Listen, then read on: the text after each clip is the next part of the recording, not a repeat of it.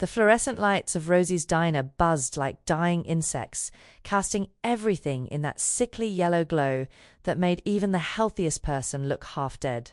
At 11:47 p.m. on a Tuesday, I was the only waitress on shift. And the place was nearly empty except for old Mr. Chun nursing his decaf in the corner. And the man in the expensive suit who'd walked in 20 minutes ago. I kept my head down as I wiped the counter for the third time, letting my hair fall forward to hide the bruise blooming across my left cheekbone. The makeup I'd caked on this morning had worn off hours ago, but under these lights, in this empty diner, I told myself maybe nobody would notice. I was wrong. "Excuse me, miss." His voice was different from the usual truckers and late-night stragglers, smooth, educated, with the ghost of an accent I couldn't quite place. I grabbed the coffee pot and forced my customer service smile into place as I approached his booth. "More coffee?" I asked, keeping my eyes on the mug instead of his face. "Please." I leaned over to pour, and that's when it happened. The collar of my uniform shifted, revealing what I'd spent all day hiding beneath scarves and careful positioning, the finger-shaped bruises that wrapped around my throat like a necklace of violence. His hand shot out, not grabbing but hovering just beside my wrist. I froze, every muscle in my body going rigid with the instinct to run. "Who did this to you?"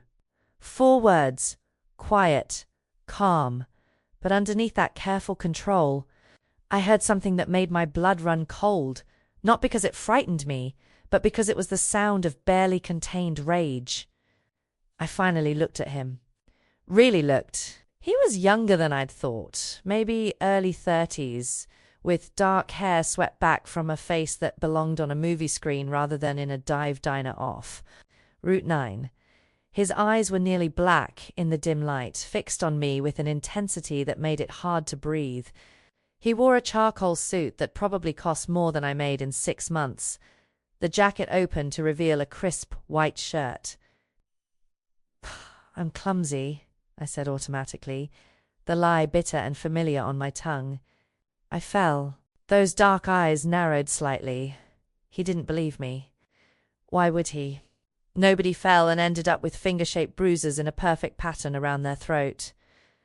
"I don't think you did," he said softly, and there was something in his voice now, something dangerous and protective at the same time. Pulled back, coffee pot clutched against my chest like a shield. "I'm fine, really. Thanks for your concern, but..." My phone buzzed violently in my apron pocket, cutting me off. I didn't need to look at the screen to know who it was. I'd felt this particular dread too many times before, but I looked anyway. "Tyler, I'm outside. We need to talk. Now." The coffee pot nearly slipped from my shaking hands.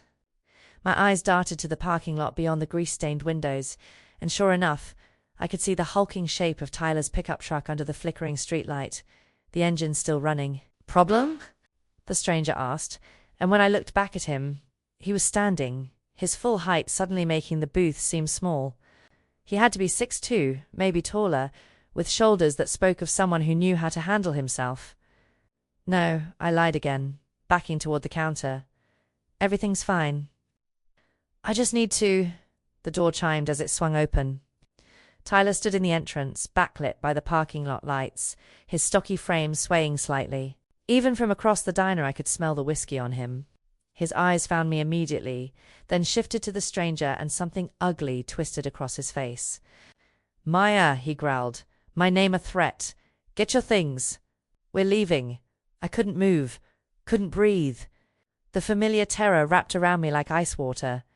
But then the stranger buttoned his suit jacket and I caught the unmistakable outline of a gun holstered at his side, and stepped between Tyler and me. When he spoke, his voice was soft, almost pleasant. "I don't think she's going anywhere with you." Tyler's laugh was sharp and mean. The kind that used to make me flinch before I learnt to hide my reactions. Tonight, though, I was too numb with fear to do anything but stand there, the counter pressing into my back. "And who the hell are you?" Tyler demanded, taking a step closer. He was shorter than the stranger by at least 4 inches, but he made up for it with the kind of aggressive posture that came from years of bar fights and intimidation. "This is between me and my girl. Ex-girlfriend," I heard myself say, voice barely above a whisper. Tyler's head whipped toward me, eyes blazing. "What did you just say?" I said we're done, Tyler. I told you 3 weeks ago you don't get to decide when we're done. His voice rose to a shout that made Mr. Chun grab his coat and shuffle quickly toward the exit. I decide. You think you can just ignore my calls? Pretend I don't exist? The stranger, I still didn't know his name, remained perfectly still between us. But something about his posture had changed. He stood like a man carved from stone, radiating a kind of quiet menace that made the air feel heavier.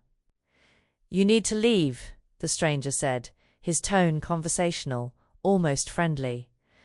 Now, Tyler scoffed, trying to push past him toward me. Get out of my way before It happened so fast I almost missed it. One moment Tyler was moving forward, the next he was stumbling back, the stranger's hand wrapped around his wrist in a grip that made Tyler's face go white. Before you what?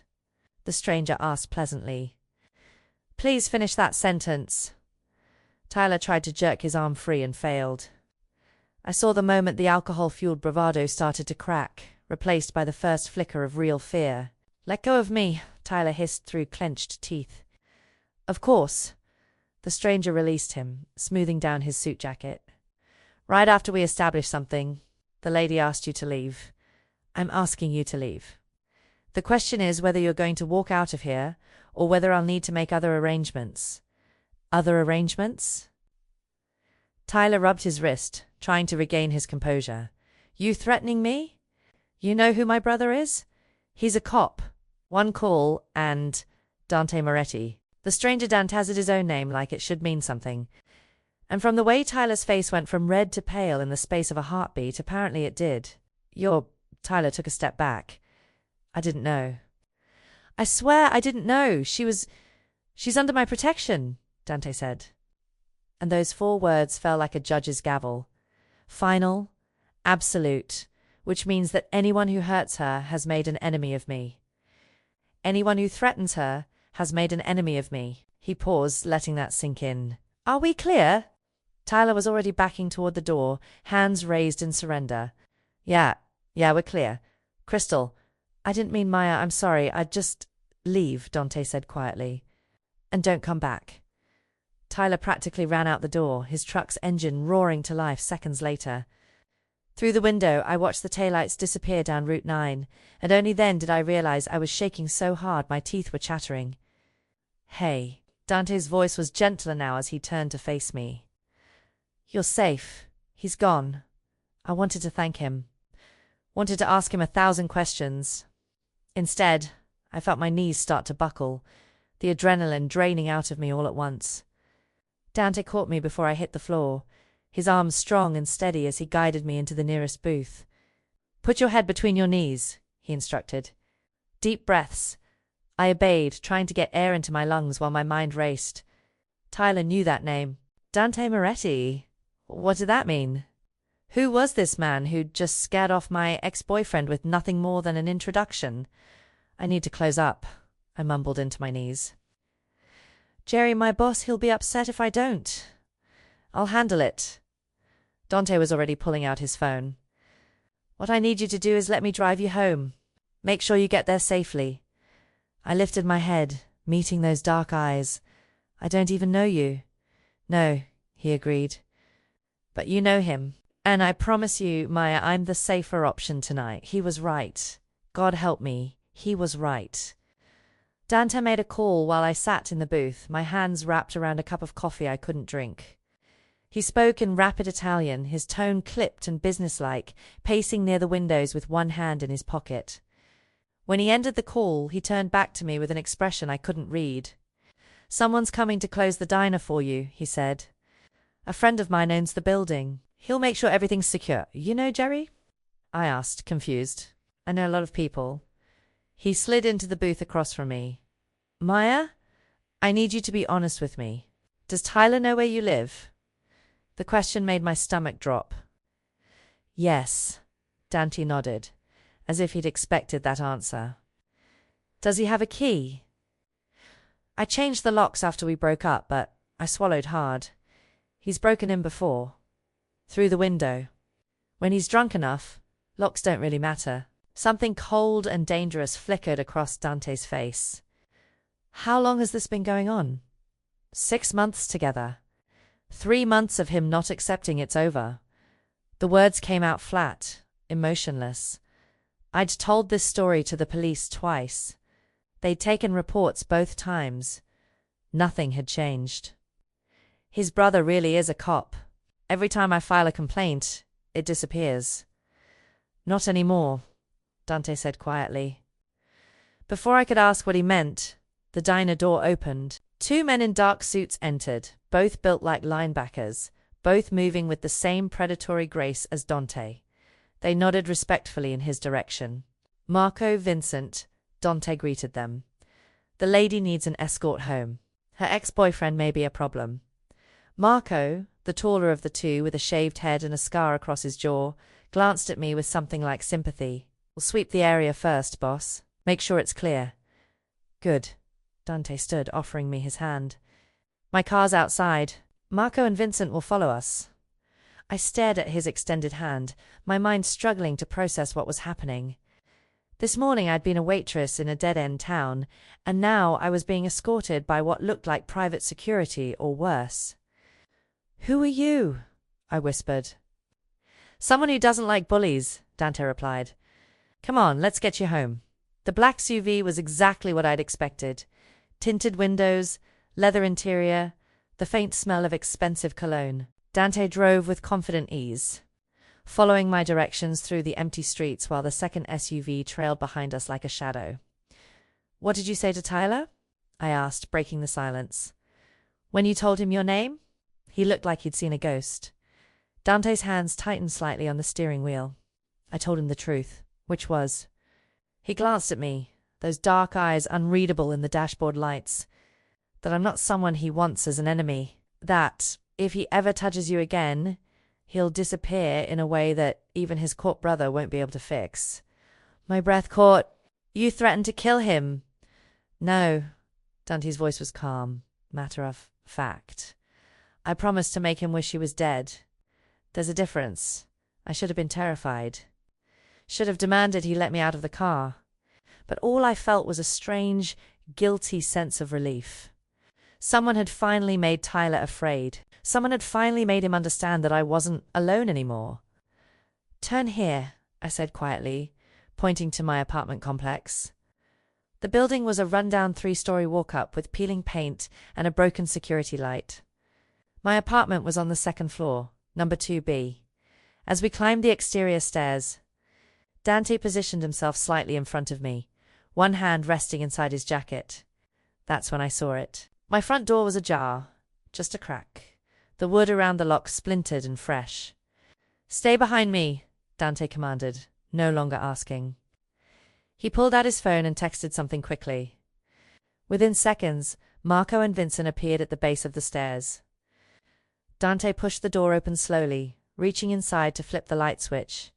What I saw made me gasp. My small living room looked like a tornado had torn through it. The couch was overturned, cushions slashed open with stuffing spilling out. My laptop, the one I'd been making payments on for 2 years, was smashed on the floor. Picture frames were shattered, books torn apart, even the curtains ripped from their rods. And on the wall above my demolished television, spray-painted in angry red letters, "You're mine." I felt the blood drain from my face. He was here, I whispered. While we were at the diner, he came here and... You can't stay here, Dante said, his voice leaving no room for argument. Pack a bag, essentials only. You're coming with me. I couldn't move.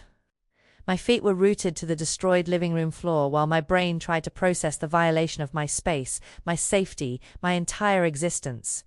Tyler had been here, in my home, destroying everything I owned while I served coffee and pretended my life wasn't falling apart. Maya. Dante's hand on my shoulder was gentle, but firm. I need you to focus. Can you do that for me? I nodded numbly. Good. Go to your bedroom. Pack enough clothes for a few days. Toiletries. Anything you can't replace. He paused, his jaw tightening as he surveyed the destruction. And anything that matters to you. Photographs, documents, jewelry. Understand? Where am I going? My voice sounded distant, like it belonged to someone else, somewhere safe. He guided me toward the bedroom, which had been spared the worst of Tyler's rage. Marco and Vincent will document everything here. We'll handle the landlord, file a police report, the right way this time. I pulled my battered duffel bag from the closet and started grabbing clothes mechanically. Jeans, sweaters, underwear, my one nice dress that I'd worn to my mother's funeral 3 years ago. My hands were shaking so badly I could barely zip the bag. Behind me I heard Dante on the phone again, that rapid Italian that somehow sounded both beautiful and threatening. When I emerged from the bedroom with my bag, he was standing by the window, backlit by the streetlights, looking like some kind of dark, avenging angel. "Ready?" he asked. I glanced one last time at the apartment that had been my refuge after leaving Tyler. Now it felt contaminated, poised by his rage. "Yeah, I'm ready." The drive took 40 minutes, heading into the city proper where the buildings grew taller and the streets cleaner. Dante pulled into an underground garage of a building that was all glass and steel and money. A valet appeared immediately, taking the keys with a respectful nod. "Mr. Moretti, welcome back." The elevator required a keycard to access the top floor. When the doors opened, I stepped into a penthouse that looked like something from a magazine floor, 2 ceiling windows overlooking the city, modern furniture in shades of grey and cream, artwork that was probably worth more than my entire year's salary. A woman stood waiting in the living room. She was maybe 50, with silver-streaked dark hair pulled back in an elegant chignon, wearing a tailored pantsuit that screamed competence. Her eyes assessed me quickly, not unkindly, but thoroughly. "Maya, this is Chiara," Dante introduced. "She manages my operations. Chiara, this is Maya Chun. She'll be staying in the guest suite." "Miss Chun." Chiara's handshake was firm. "I've prepared the room for you. I took the liberty of purchasing some essentials toiletries, a few changes of clothes. I estimated your size, but if anything doesn't fit, we can arrange alternatives." I stared at her. "You bought me clothes?" "When?" 30 minutes ago," Dante said calmly, as if this was perfectly normal. "I called ahead." "Of course he did." Because apparently in Dante Moretti's world you could snap your fingers and have an entire wardrobe materialize. Chiara led me down a hallway to a bedroom that was bigger than my entire apartment had been. The bed was enormous, dressed in white linens that looked impossibly soft. Through an open door I glimpsed a marble bathroom with a rainfall shower and a tub big enough for 2 people. On the bed lay several shopping bags from stores I'd only ever walked past, never into. "I'll leave you to settle in," Chiara said. "If you need anything, there's an intercom by the bed. Press 1 for the kitchen, 2 for Mr. Moretti's office, 3 for me." Then she was gone, and I was alone in this beautiful room with my pathetic duffel bag and racing thoughts. I lasted maybe 5 minutes before the tears came. I sank onto the edge of the bed, shoulders shaking with silent sobs. For the apartment, for the life I'd been barely holding together, for the fact that I'd needed a stranger, a dangerous stranger to save me because no one else would. A soft knock interrupted my breakdown. "Maya?" Dante's voice was quiet through the door. "May I come in?" I wiped my face uselessly. "Yeah." He entered and, without a word, crossed to the small sitting area and took the chair across from where I sat on the bed. He didn't try to touch me, didn't offer empty platitudes. He just waited. "Why are you helping me?" I finally asked, my voice raw. "You don't know me. This isn't your problem. So why?" Dante leaned forward, elbows on his knees, and for the first time since I'd met him, I saw something vulnerable in his expression. "Because I know what it's like to be powerless," he said quietly. "And because when I saw those marks on your skin, something in me decided that man would never touch you again." 3 days passed in a strange kind of limbo. I spent most of my time in the guest suite, venturing out only for meals that Chiara prepared with quiet efficiency. Dante was often gone business, Chiara explained vaguely, but when he was home, he'd knock softly on my door and ask if I wanted company. Sometimes I said yes. We'd sit in the living room with the city sprawling below us, and he'd ask careful questions about my life. What I'd studied in high school, why I'd never finished college, what books I liked to read. Never about Tyler, never about the bruises that were finally starting to fade from purple to yellow-green. On the fourth morning, I woke to sunlight streaming through the floor, to ceiling windows, and realized I'd actually slept through the night without nightmares. It felt like a small miracle. I was in the kitchen making coffee. The espresso machine was intimidating, but I'd finally figured it out when the penthouse elevator chimed. Kiara appeared from her office, her expression tightening. "That's not on the schedule." A man in a rumpled suit stepped out, holding up a police badge. He was maybe 45, with tired eyes and the kind of gut that came from too many donuts and not enough sleep. "Detective Harrison, City Police." "I'm looking for Maya-chan." My heart stopped. Tyler's brother, it had to be. "I'm Maya," I said, setting down my coffee cup before my shaking hands could drop it. Detective Harrison's eyes swept over me, cataloguing, assessing. "Miss Chun, I'm investigating a missing persons report. Tyler Brennan. His mother filed it yesterday when he didn't show up for Sunday dinner." He pulled out a notebook. "When was the last time you saw him?" "Tuesday night. At the diner where I worked." Past tense. I hadn't been back. "And what was the nature of that encounter?" I hesitated.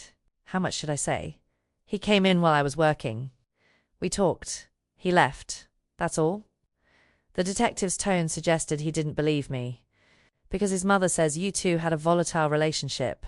Says Tyler told her you'd been making threats, trying to get back together, stalking him."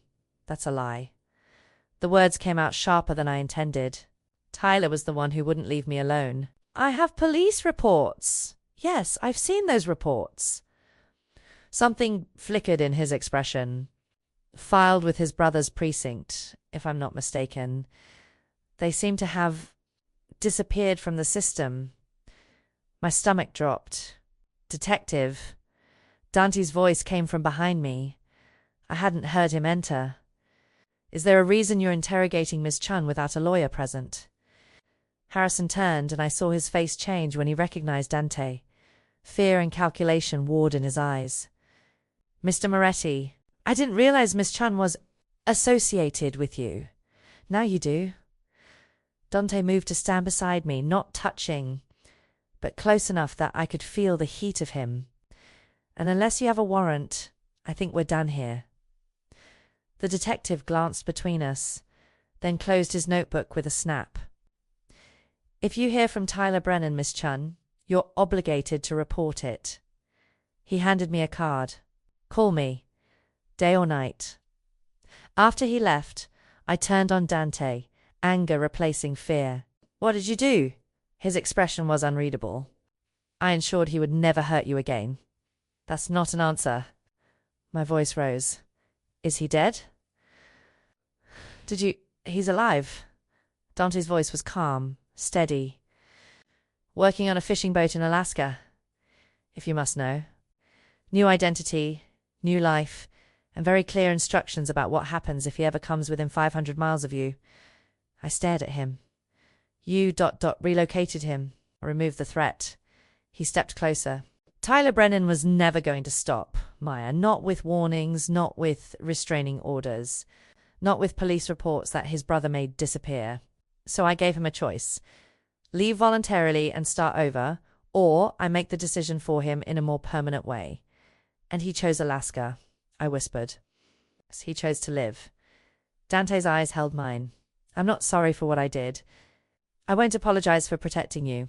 That night, alone in my room, I pulled out my phone and searched Tyler's name. The results made my blood run cold.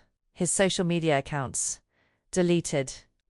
His apartment listing available for rent, tenant moved out early. His employment record at the warehouse terminated, relocated for better opportunities. It was like he'd never existed in this city at all. I should have been horrified. Should have packed my bag and run from the man who could erase someone so completely. Instead, I felt something I hadn't felt in 6 months. Safe. I found Dante in his office the next morning. The room was all dark wood and leather, with bookcases lining one wall and windows overlooking the city on another. He was behind his desk, reading something on his computer, but he looked up immediately when I entered. "We need to talk," I said, closing the door behind me. He leaned back in his chair, studying me. All right, who are you? I crossed my arms, trying to steady myself. And don't give me some vague answer about business. I want the truth, Dante. All of it. Something shifted in his expression. Respect, maybe, or resignation. He stood, moving to the window with his hands in his pockets. My full name is Dante Moretti, he began. I'm the head of the Moretti family. We have ... interests across the East Coast. Import-export, real estate, construction, waste management. He paused. And some less legitimate operations that I won't insult your intelligence by pretending don't exist. The words hung in the air between us. Moretti family. I'd heard whispers, read articles, organized crime, the mafia. So, you're a criminal, I said flatly. By legal definition, yes. He turned to face me. By my own definition, I'm a businessman who operates in markets where the law has proven ... inadequate. And Tyler? My voice was steadier than I felt. What exactly did you do to him? I gave him a choice. Dante's tone remained even, unapologetic. Leave the state, start a new life with financial assistance and a clean slate. Or refuse and face consequences that would be significantly less pleasant. He chose the former. You threatened him. I made him a promise. His dark eyes held mine. That if he ever came near you again, if he ever so much as thought your name, he would regret it for however long he had left to regret anything. I should have been horrified. Instead, I felt rage building in my chest, not at Dante, but at the system that had failed me so completely that a crime boss was the only one who'd actually protected me. I filed 2 police reports, I said, my voice shaking now. 2. I showed them the bruises, the threatening texts, the broken window where he'd climbed in. They took notes, made sympathetic faces, and did absolutely nothing. His brother made them disappear. I stepped closer to Dante. Do you know what that feels like? To beg for help from the people who are supposed to protect you and have them look right through you. Yes, his answer was immediate, certain. I do. Something in his tone made me pause. What happened to you? My father was murdered when I was 12. Dante's expression remained controlled, but I saw the old pain underneath. Shot in our home while my mother and I hid in a closet. We called the police. They came, took statements, and the case went cold within a month. No witnesses, no arrests. Justice, apparently, wasn't available for people like us. I'm sorry, I whispered. Don't be. He moved closer, close enough that I had to tilt my head back to meet his eyes. That night taught me that if you want justice, if you want protection, you can't rely on systems that were never designed to help you. You have to take power into your own hands, so you became what you are. I became someone who ensures the people under my protection never feel helpless again. His hand lifted, hesitating near my face. May I? I nodded, and his fingers traced the fading bruise on my cheekbone with infinite gentleness. You deserved better than what Tyler gave you, he said quietly. You deserved better than what the police gave you. You deserve to feel safe, Maya. And if the only way to give you that was to become the monster who scared away your monsters, then I'll accept that title gladly. You're not a monster, I said, surprising myself with how much I meant it. That depends on who you ask. A ghost of a smile touched his lips. But I appreciate the sentiment. We stood there for a long moment, something unspoken building between us. What happens now? I finally asked. To me? Do I just stay here forever? That depends. Dante stepped back, giving me space. Do you want to go back to your life? I can arrange an apartment in a different part of the city, a new job, financial support, until you're stable, clean break, no obligations, and the alternative. His eyes held mine, intense and searching. You stay, not as a victim I rescued, but as someone choosing to be here. I'll give you resources, opportunities, protection, everything you need to build the life you actually want, instead of the one circumstances forced on you. He paused. And maybe, if you're willing, we figure out what this thing between us actually is. My heart hammered against my ribs. What thing? Don't pretend you don't feel it, Maya. His voice dropped lower. I felt it since the moment I saw you in that diner. And I think you have too. I didn't answer right away. Couldn't. Because admitting what I felt, their pull toward this dangerous man, the safety I found in his presence, the way my pulse quickened when he looked at me, meant acknowledging how completely my life had changed in less than a week. I need time, I said finally, to think. Dante nodded, expecting this. Take all the time you need. Over the next week, he proved he meant it. He didn't pressure me, didn't hover. He simply gave me space while simultaneously showing me what staying might look like. Chiara helped me terminate my apartment lease remotely, arranged for my belongings to be moved to a storage unit. The diner received my official resignation, along with a glowing reference letter that somehow appeared on Jerry's desk. My few friends received texts explaining I'd relocated for a new opportunity, which wasn't entirely a lie. Dante also arranged for me to meet with a therapist, a calm woman named Dr. Rodriguez, who specialized in trauma. No judgment, he'd said when he gave me her card. Just someone to talk to who isn't involved in any of this. But it was the small things that surprised me most. The way Dante would leave books he thought I'd enjoy outside my door. The mornings I'd find my favorite coffee already made. The evenings he'd knock and ask if I wanted to watch a movie. No expectations, just company. He was giving me the choice he'd promised. And slowly I realized what my answer would be. On the 8th day I found him in his office again. I want to stay, I said without preamble. But not as someone you rescued. Not as a victim you're protecting out of obligation or pity. Dante looked up from his desk, attention fully focused on me. Then how? Teach me. The words came out stronger than I felt. Teach me how you see the world. How you read people, identify threats, protect yourself. I spent 6 months being afraid of Tyler, and before that, I spent my whole life feeling powerless. I don't want to be that person anymore. Something flickered in his eyes, surprise maybe, or admiration. My world isn't kind, Maya. Once you see how it really works, you can't unsee it. I already can't unsee what I've learned, I countered. That the systems we're told to trust don't work for everyone. That sometimes the monsters wear badges and the saviors break laws. I'd rather understand the truth than keep pretending the comfortable lies are real. Dante stood, moving around his desk to face me fully. If I do this, if I teach you, I need your word that you'll follow my instructions exactly. No hesitation, no second guessing in the moment. Can you do that? Yes. Then we start tonight. He pulled out his phone, typing quickly. There's something I want to show you first. That evening, Dante drove us to an industrial area on the edge of the city. The building we entered looked abandoned from the outside, but inside was a state-of-the-art shooting range. The sound of gunfire echoed from behind thick walls as Dante led me past the main area to a private room. First lesson, he said, pulling a handgun from a locked cabinet. Never rely on anyone else to save you, not even me. My hands trembled as he placed the weapon in my palm. It was heavier than I'd expected, cold and solid and terrifying. I don't know if I can.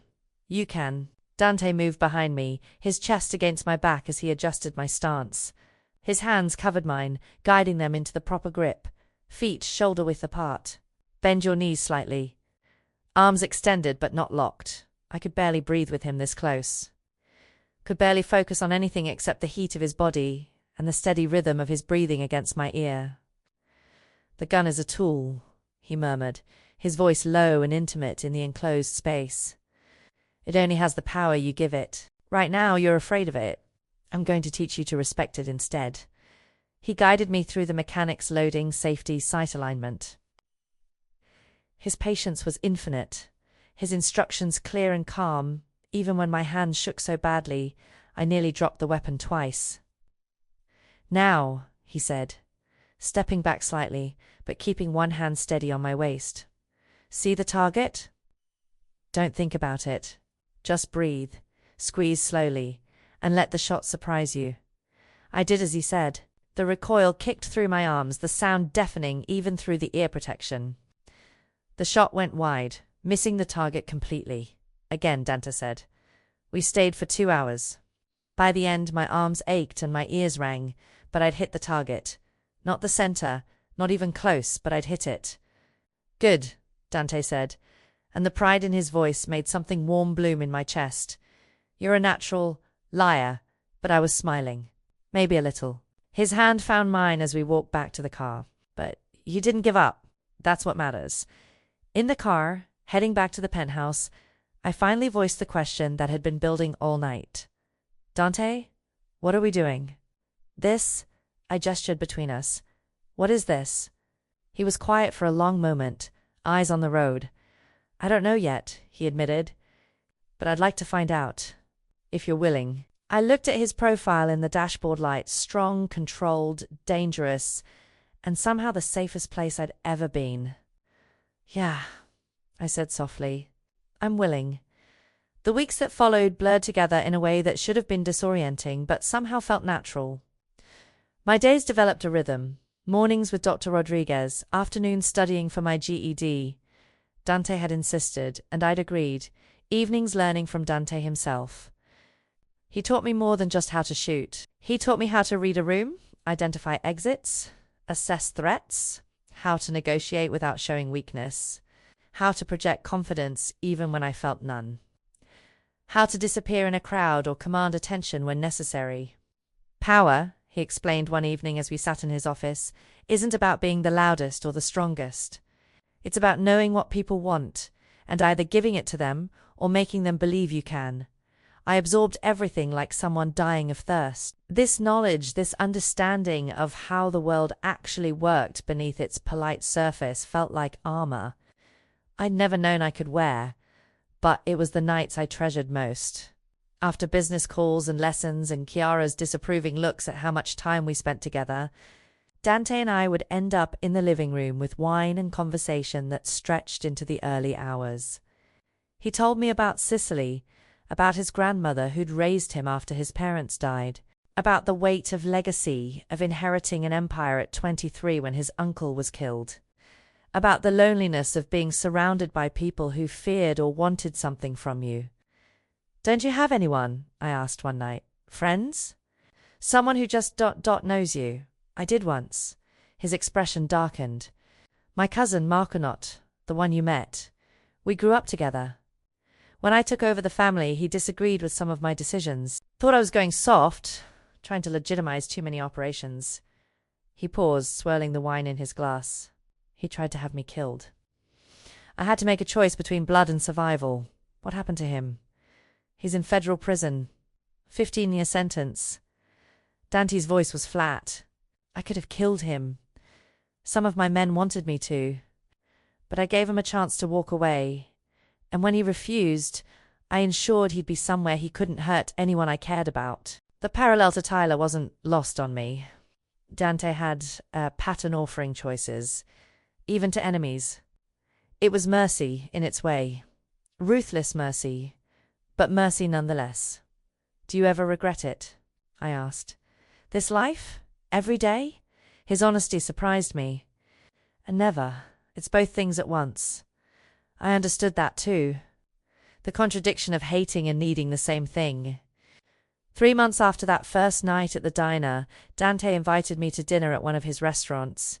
It wasn't the first time he'd taken me to several of his legitimate businesses, introducing me simply as Maya without explanation. People knew better than to ask questions, but this time felt different. He'd asked me to dress up. Had Chiara take me shopping for something appropriate. The black dress she'd chosen was elegant and understated, making me feel like someone I barely recognized in the mirror. The restaurant was small, intimate, with only a handful of tables and waitstaffs who moved like dancers. Dante had reserved the entire place for the night. Excessive, I said as he pulled out my chair.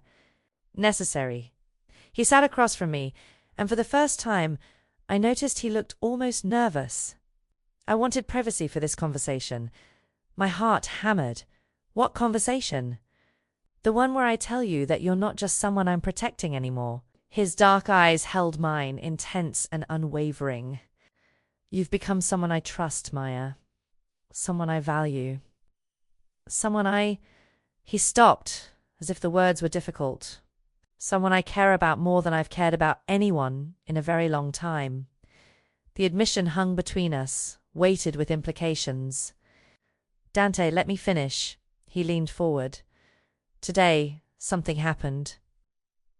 One of my managers at the construction company was trying to skim profits, using a shell company to hide the theft. My accountant missed it. My lawyers missed it. But you, a ghost of a smile touched his lips. You spotted the pattern in the invoices I'd left on the coffee table. You saved me $500,000. I had noticed the discrepancies, had mentioned them casually, not thinking it was important. The point is, Dante continued, you're not just surviving in my world, you're thriving. And I've realized that I don't want you here out of obligation or gratitude. I want you here as a partner, as an equal. I'm not your equal, I said quietly. You run an empire.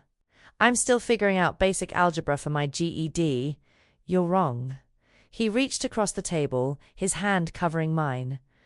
Intelligence isn't about education, Maya. It's about how you think, how you adapt, how you survive. And you're one of the most intelligent people I've ever met. The warmth of his hand on mine sent electricity up my arm. We'd touched before during shooting lessons, brief contacts, but this felt different. Intentional, what are you saying? I whispered. I'm saying that what started as protection has become something else entirely. His thumb traced circles on my wrist, directly over where the bruises had once been. And I'd like to explore what that something else could be. If you want that too, I thought about the past 3 months. How Dante had given me space to heal, resources to grow, knowledge to protect myself. How he'd never once made me feel indebted or owned. How he looked at me like I was something precious rather than something broken. Yes, I said, my voice stronger now. I want that too. We barely touched dinner. The tension between us was electric, undeniable, and when Dante finally drove us back to the penthouse, I couldn't stop stealing glances at his profile. In the elevator, he caught me looking. What are you thinking? He asked. That I'm not afraid anymore. I turned to face him fully. Of you, of this, of what might happen next. For the first time in my life, I'm not afraid. The elevator doors opened to the penthouse. Dante stepped out first, then turned back, offering his hand. I took it. In the living room, with the city lights sprawling below us, he pulled me close. His hand cupped my face, thumb brushing my cheekbone where the last trace of bruising had finally faded. Tell me to stop, he whispered. Instead, I kissed him first. The kiss changed everything, and nothing at once. We didn't rush into anything physical beyond that first night of kissing on the couch until the city lights blurred and dawn started creeping over the skyline. Dante was patient, careful, always asking permission before each new touch, each boundary crossed. I'm not him, he'd whispered against my lips that first night. I will never be him. Tell me if anything doesn't feel right. And slowly, over weeks that stretched into months, I learned what intimacy could be when built on respect instead of control. What passion felt like when laced with tenderness. What it meant to be wanted rather than owned. But our relationship was more than romance. Dante had meant it when he called me a partner. 2 months after that first kiss, he brought me to a family dinner at his cousin's estate in Connecticut. The dining room was full of Morettis's cousins, uncles, associates, their wives and children. The table groaned under the weight of traditional Sicilian dishes, and the air buzzed with rapid Italian and laughter. I felt every eye on me as Dante introduced me simply as Maya. This is the girl? An older man, Uncle Sal, I'd learned, looked me up and down skeptically. The waitress? This is Maya, Dante repeated, his tone allowing no room for disrespect. And she's with me. The conversation that followed was a test, I realized. Questions designed to probe, to find weaknesses, to determine if I was a liability or an asset. Where was I from? What was my family? What did I know about the business? Answered honestly but carefully, the way Dante had taught me. Gave information without vulnerability. Showed respect without submission. It was Dante's aunt, a sharp-eyed woman named Lucia, who finally smiled at me. She's got spine. I like her. After dinner, Dante found me on the terrace, looking out at the manicured gardens. You did well, he said, sliding an arm around my waist. Aunt Lucia is the real power in this family. Win her approval, and the rest fall in line. Is that what tonight was? A test? Everything is a test in my world. He pressed a kiss to my temple. But you passed with flying colors. The real test came a month later. I was in Dante's office, reviewing shipping manifests for one of his legitimate import companies. He'd started teaching me the business side of his operations when something caught my attention. A pattern in the delivery schedules for a rival family's textile company. Dante, I called, pulling up additional files on my laptop. Come look at this. He appeared in the doorway, coffee in hand. What is it? The Castellano shipments. I pointed to the screen. They're routing deliveries through the same warehouse every third Tuesday. Always the same trucks, same drivers, but the manifests show different destinations each time. Dante moved closer, studying the data over my shoulder. I felt him go still. They're consolidating, he murmured. Running product through a single point before distribution. If we wanted to disrupt their operation, you'd only need to hit one location. I pulled up a map. Here, the warehouse off exit 34. It's technically neutral territory, but barely. Dante straightened, pulling out his phone. Within minutes, he'd called a meeting with his top men.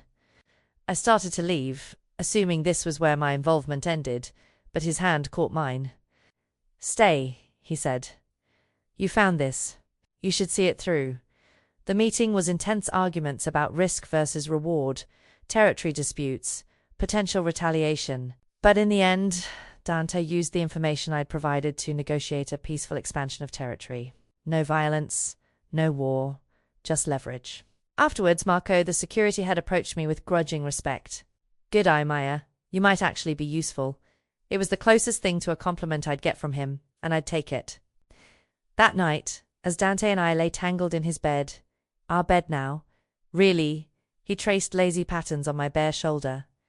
I got a call today, he said quietly, from my contact in Alaska. My body tensed. Tyler? He tried to come back. Got as far as Seattle before my people intercepted him. Dante's voice was calm, factual. He was reminded of our agreement. Firmly. He won't try again. I should have felt something. Fear, guilt, vindication. Instead, I felt nothing. Tyler was a ghost from a life that no longer belonged to me. Thank you, I whispered. Always. Dante pulled me closer. You're mine to protect, Maya, and I protect what's mine. 6 months after that first night at the diner, Dante took me to a private jeweler in Manhattan. The showroom was by appointment only, glittering with precious stones and metals. Why are we here? I asked, confused.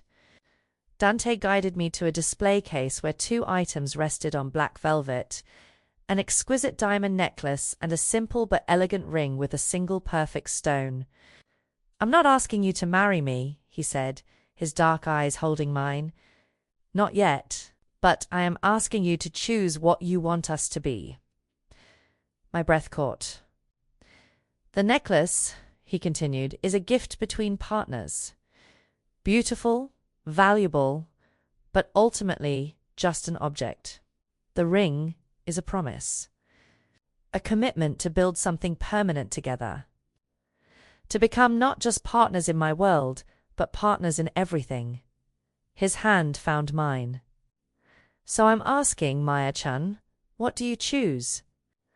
I stared at the 2 items, my heart pounding so hard I could feel it in my throat. 6 months ago, I had been a terrified waitress hiding bruises and counting pennies. Now I stood in a private jeweler's showroom with a man who'd given me everything: safety, power, choice, asking me to choose our future. The ring, I said, my voice steady and certain. I choose the ring. Dante's expression transformed relief and joy and something deeper that took my breath away. He lifted the ring from its velvet bed and slid it onto my finger. It fit perfectly, catching the light like captured starfire. "You're sure?" he asked softly. "Because once you say yes to me, Maya, I'm never letting you go." I cupped his face in my hands, this dangerous man who'd become my salvation. "I'm sure. I choose you, Dante. I choose us." He kissed me there in the showroom.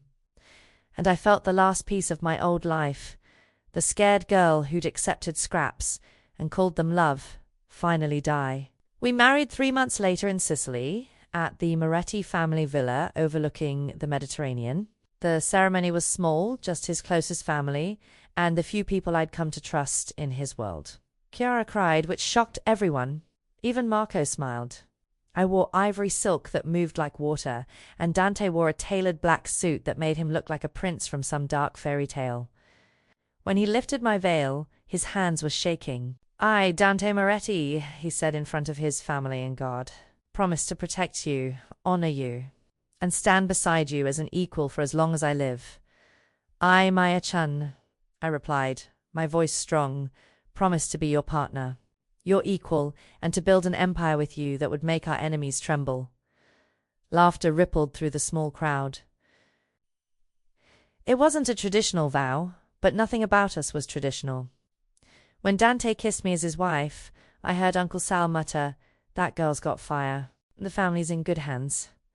At the reception, as the sun set over the Sicilian hills and wine flowed freely, Dante's phone buzzed.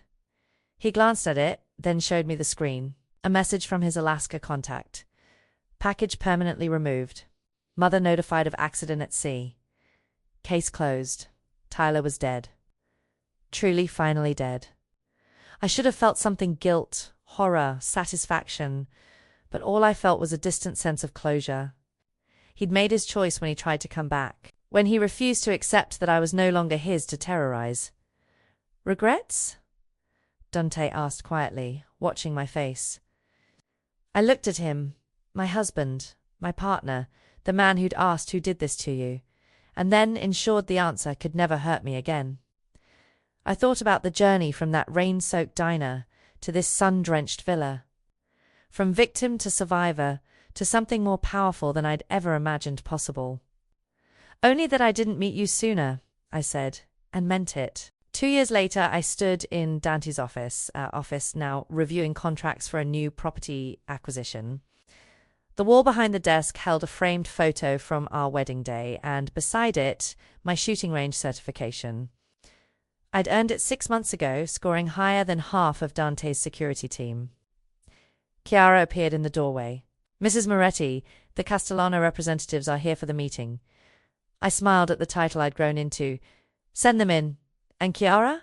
Have Marco join us? I want security present for these negotiations." She nodded and disappeared. Dante emerged from the conference room, loosening his tie. He crossed to me immediately, pressing a kiss to my forehead. "Ready?" "Always," I replied. As we walked together to meet with former rivals, who were now tentative allies, I caught my reflection in the window. Gone was the frightened waitress with hunched shoulders and downcast eyes. In her place stood a woman who walked with confidence, who wore power like a second skin, who'd learned that strength wasn't just about surviving, it was about choosing to thrive. My phone buzzed with a reminder. Dr. Rodriguez appointment, Thursday 2 p.m. I still saw her, probably always would. Some scars ran too deep to fully heal, but they were scars now, not open wounds. Evidence of survival rather than ongoing trauma. That night, after successful negotiations that expanded our territory by another 20%, Dante and I stood on our penthouse balcony, watching the city lights. His arms wrapped around me from behind, and I leaned into his warmth. "What are you thinking?" he murmured against my hair. "That I'm not afraid anymore," I said. "Not of the dark, not of the past, not of anything. Good." His grip tightened protectively. "Because you're the most dangerous woman I know, Maya Moretti. And I mean that as the highest compliment." I turned in his arms, rising on my toes to kiss him. "The mafia boss asked who did this to you." I whispered against his lips. "And my abusive ex never came back." "No," Dante agreed, his dark eyes holding mine with fierce pride and love. He never did, and he never would.